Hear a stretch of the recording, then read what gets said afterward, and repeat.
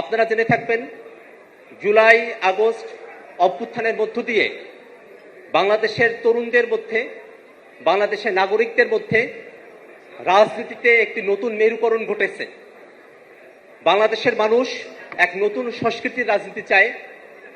বাংলাদেশের মানুষ এক নতুন বন্দোবস্তের রাজনীতি চায়, যে রাজনীতিতে পারস্পরিক প্রতিযোগিতা থাকবে, আদর্শের প্রতিযোগিতা থাকবে, পলিসির প্রতিযোগিতা থাকবে, থাকবে জনসেবা করবার প্রতিযোগিতা। সেই রাজনীতিতে কোনোভাবেই চাঁদাবাজির কোনো স্থান হবে না, সেই রাজনীতিতে কোনোভাবেই মারামারির কোনো স্থান হবে না, টেন্ডারবাজির কোনো স্থান হবে না। সেই রাজনীতি বাংলাদেশের ফ্যাসিবাদ বিরোধী যত পক্ষ আছে সকল পক্ষ একসাথে হয়ে জনগণের সেবায় এক কাতারে নেমে তারা রাজনীতিটা পরিচালনা করবে।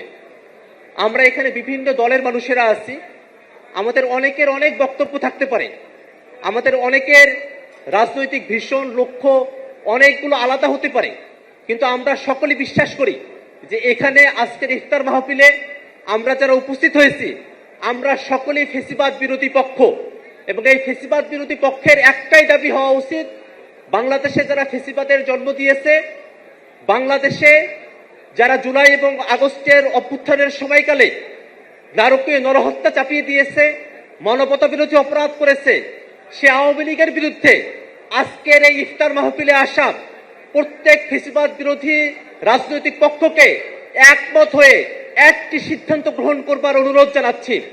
একই সাথে বাংলাদেশের বিভিন্ন প্রান্তে জাতীয় নাগরিক পার্টিতে যুক্ত হবার জন্য অনেকেই আমাদের সঙ্গে যোগাযোগ করছেন।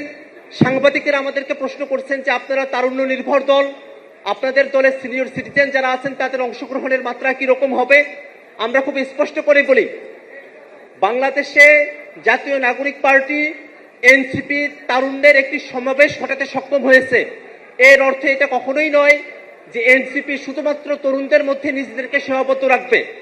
যারা বাংলাদেশে 18 বছর বয়স পেরিয়ে গেছেন, শ্রমিক, যারা ছাত্র, যারা পেশাজীবী, যারা কৃষক, যারা মজুর, যারা গৃহকর্মী, যারা গৃহিণী, যারা আলেম সমাজের প্রতিনিধি আছেন, যারা তৃতীয় লিঙ্গের মানুষ আছেন, যারা দলিত আছেন, হরিজন আছেন, হিন্দু সম্প্রদায়ের মানুষ আছেন, পাহাড়ের অধিবাসী আছেন, সিনিয়র সিটিজেন আছেন, বিশ্ববিদ্যালয়ের শিক্ষক আছেন, আমরা সকল শ্রেণী পেশার মানুষকে জাতীয় নাগরিক পার্টি এনসিপিতে অংশগ্রহণ করবার জন্য উদাত্ত আহ্বান রাখছি।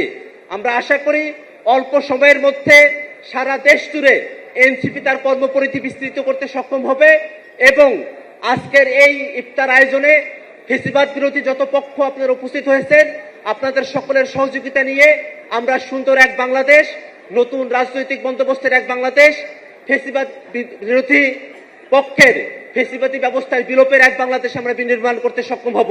আজকের ইফতারে আপনাদের সকলের অংশগ্রহণকে আবারও সাধুবাদ জানিয়ে আমি আমার বক্তব্য এখানে শেষ করছি। ধন্যবাদ সকলকে। আসসালামু আলাইকুম।